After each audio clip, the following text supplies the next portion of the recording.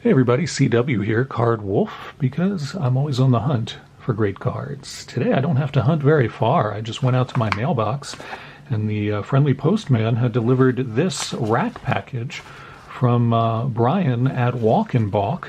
That is a great channel that Brian has hosted for quite a while now. I took a couple of weeks off there, but he has been back in full force this week. He has posted not one, not two, but 4 videos in 4 days, which is awesome. I've always enjoyed Walk and Balk channel. It's great stuff. It's focused, as you can guess, on sports cards, and it's open stuff. The last 4 episodes, he's mostly kind of gone through stuff that has accumulated, I think, from the mail, like pickups that he's had, some cards that he sent away to be graded that recently came back, and he did pretty well with those. You should check those out, actually. I think that was yesterday's video over at Walk and Balk, and Brian's just a great guy. He's really friendly and he really loves the hobby. You can just tell when he's talking about cards how much he knows about the hobby and how much he loves it.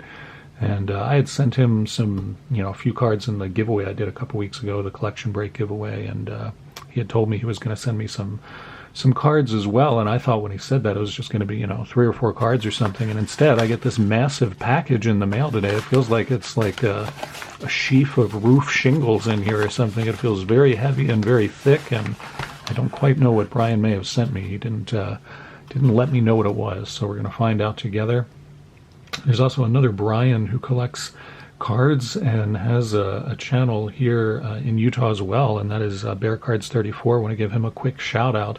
You actually have to change your name to Brian if you move to Utah and you collect trading cards. When I first moved here, they stopped me at the border and were like, no, you got to change your first name. So cat's out of the bag. You guys know my first name it has to be Brian if I live in Utah and collect trading cards. If you're a dude, that's kind of your lot. If you collect trading cards in Utah, everybody's named Brian. So there you go. We're going to open this and see what we received from Walk and Balk. And I really encourage you to go over and check out Brian's channel at Walk and Balk. He really is putting up some great content. Just in the last 4 days, I've enjoyed all of the videos that he's done, and I hope he will continue to post content on a regular basis after taking a little time off. It was great to see him come back. Holy cow. All right, there's a stack of cards and then another stack of cards right next to it. Do you see this? This is completely crazy. I was not expecting this at all. There's a note, too, which I always enjoy a great deal. See if I can get the camera to focus in on that. CW, I hope you can use some of these Orioles in your PC. Thanks again for the awesome cards and the great sports card content. You're awesome. Sincerely, Brian at Walk and Balk. Well, thank you so much, Brian. That is really very, very generous of you. My goodness. I'm going to put that up here where I keep all of the letters you guys send me. That's the best parts of doing this, is getting letters from you guys, getting wonderful comments and emails. Appreciate it very, very much. And we'll get into this and see. Wow, this is just a ton of cards. I can't believe you sent all of these, Brian. I thought for sure it was going to be, like 4 or 5 cards or something. This is just completely nuts. I was not expecting anything like this. And Brian, as many of us do these days, has got the painter's tape in full effect to keep these cards straight and keep them from getting banged up in transit. Nobody likes that. No, I certainly don't. And so we'll get all of this stuff unwrapped here, and then we'll get into these and see just what it is that Brian has sent. And this is just one big team bag there. That's enormous, and it has a P. Rose Jr. on the top. And it's pretty sweet right there. We'll start with the big one, and then we'll get to the smaller ones after that. So let's see what we have here. It looks like there's a studio card on the back, so we may have to read the back of that when we get there and see what we can find out about that player. All right, let's get these in focus, and you can check them out with me. P. Rose Jr., who did play in the minor league system for the Orioles for a little while. I don't know if he ever came up to the majors with the Orioles. Mike Flanagan, great pitcher for the Orioles in the 80s. Mike Flanagan then became an announcer, if I'm remembering right. I don't know if he still is, but I think he was for a while. He might be doing radio now. And Scott Erickson, looking very shady there. I don't trust that at all. If you met that guy in a dark alley, I think you'd run the other way. Dwight Evans, a longtime Red Sox player, and Dewey Evans was a guy who a lot of people think maybe could be eligible for the Hall of Fame, but he late in his career, he played with the Orioles, and I always thought that was neat that he came over. He was always a really good player, really good guy, too. Scott Erickson again there. He looks a little more intense there, like maybe he's decided that he wants to mend his ways and go the straight and narrow. I'm not sure. Dylan Bundy, and that is Heritage in the 1969 Topps design. And there's Dylan Bundy again for us there. I don't have a lot of these, so that's pretty cool. Tim Beckham throwing the ball in on the opening day card. Phil Bradley, and that is an old scorecard right there. Nice to see that. Al Bumbry, one of my favorite Orioles. I met him on a couple of occasions. I have his autograph on a couple of things, and just always a really friendly guy. Always seemed to like hanging around with the fans. Daniel Cabrera right there, another Orioles pitcher. And that's a chrome card, too. That's a really sweet-looking card. I don't have that. Stefan Crichton and Rocky Coppinger. That's a nice one, too. There's Harold Baines, Hall of Famer right there. He played, of course, he came up with the White Sox, but he played for several years with the Orioles, and I remember him always being kind of a, he's smiling and he looks happy in that picture, and that's how he always looked, around the dugout before the game. You see him down there. He always seemed to be having a good time joking around with players and fans. And there's 2131. That is a Ripken, for Cal Ripken's streak where he played that many games consecutively. That's pretty awesome. I don't have that one. It doesn't really have Ripken on it, but it is certainly a Ripken card. And I'm not sure I have that one. I don't know if that's from his playing era or not. I'll have to check the copyright. I do collect playing era Ripken cards. I'm going to have a drink of tea because my throat's a little scratchy today. That's much better. Mark Belanger, longtime shortstop for the Orioles in the 70s and 80s. And there's Tim Beckham again. Dan Boone, nice rookie prospect card there. Baltimore Orioles, jumping for happiness and victory. Who is this? I can't quite read that. And it is Brett Barbary. That's right, Brett Barbary. That's a nice flare card. I always like the flare cards. Those are really sweet cards. I mean, really very thick paper stock and glossy finish.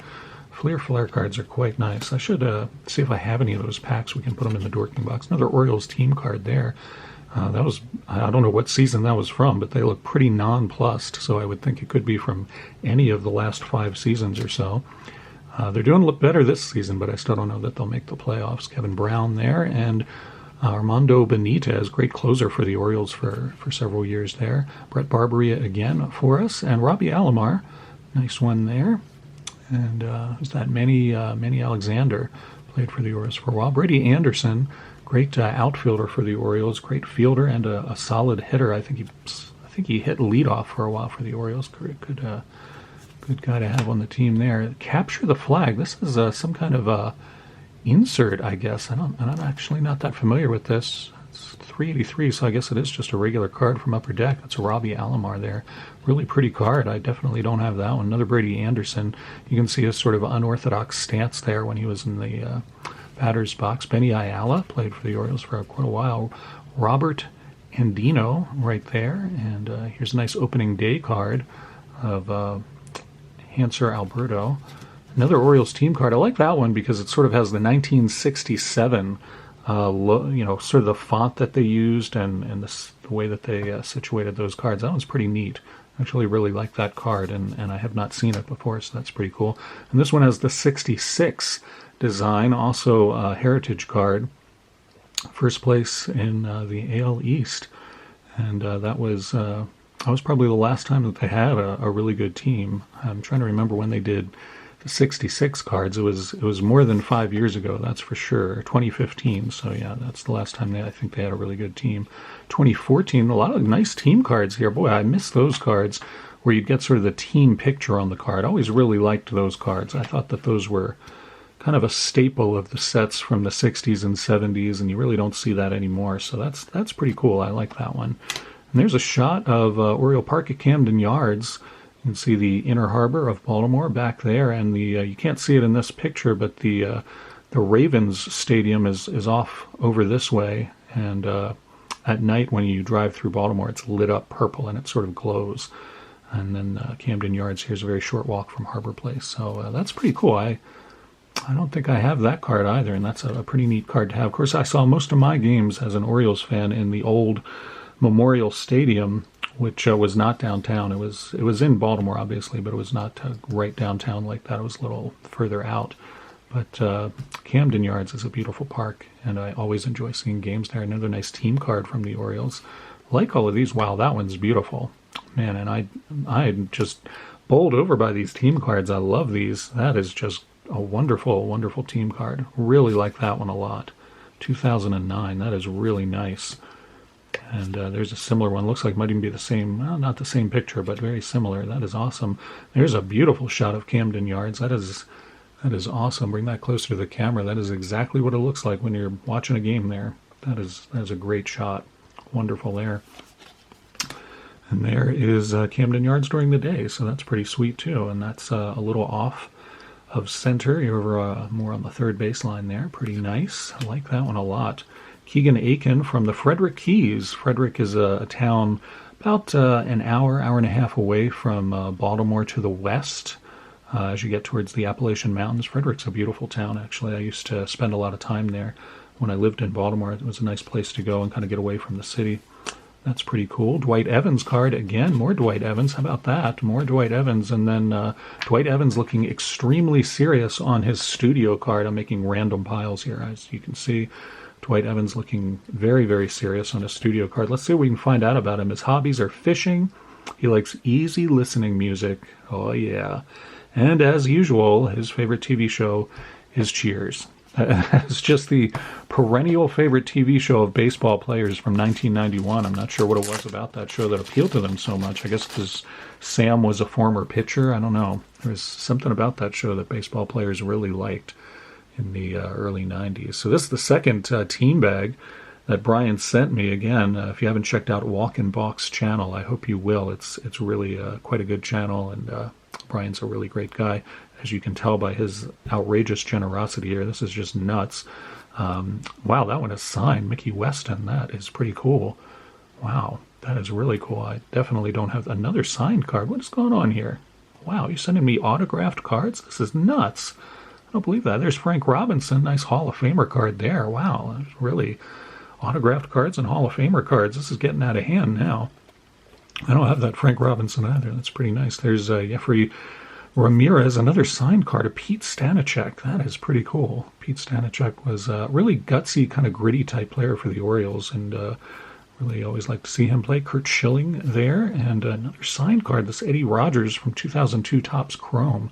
That is pretty sweet. We'll do it so you get less glare. How about that? Now with less glare. Floyd Rayford, a good player for the Orioles for several years. Played catcher and third base, which I always thought was kind of odd. But he pretty much played, those two positions equally. Keegan Aiken again there. Matt Albers. And Luis Ayala. I think his dad, Benny Ayala, also played for the Orioles. Jake Arrieta.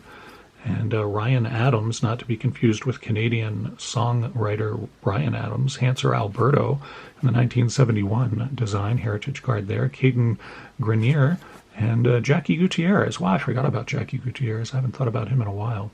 He came up with the Orioles, and people thought he was going to be a really good shortstop, but we had another guy playing shortstop at that point, and so Gutierrez didn't really get much of a chance.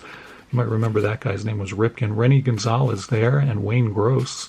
And Kevin Gausman, and there's Jackie Gutierrez again. Mike Flanagan, we see him again on the Donruss 87 card, and that one is a really nicely centered card. 1987 Donruss is very hard to find, well centered, and that one's pretty nicely centered. That's a nice one. Todd Frowith, that crazy delivery, had kind of an underarm, sidearm type delivery from Frowith. That's pretty cool to see that on a card. Sid Fernandez, and there's Mike Flanagan again. Nice to see that Stadium Club. And Steve Finley, Major League debut card. That's pretty neat. I remember when Steve Finley came up, I think he played center field, if I'm remembering. He was really fast. Like, he was a great base runner. And we put him in leadoff. We thought, get this guy on base. He could steal some bases for us. But I don't know. Steve Finley never really quite lived up to the, I think, the expectations that a lot of fans and the coaches for the Orioles had for him. Mike Mussina on top of this last pack of Orioles cards that I got from Walk and Balk. And that's a nice one. I don't think I have that triple play card of Mussina. Curt Schilling there again. And there's a Cal Ripken. All right. That is awesome to see that.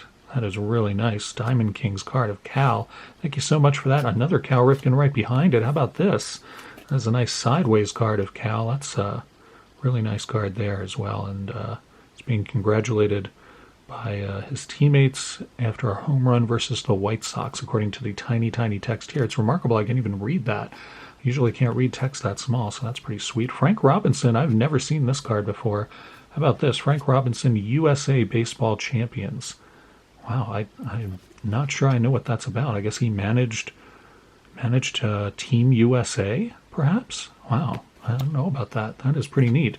Cal and Billy, pretty great card there. Cal and his brother Billy both played infield briefly for the Orioles. Another Mike Mussina. I don't have that one. I think that's from the, I think this one is from the Kids Pack or something like that. I think Upper Deck did like a Kids Pack.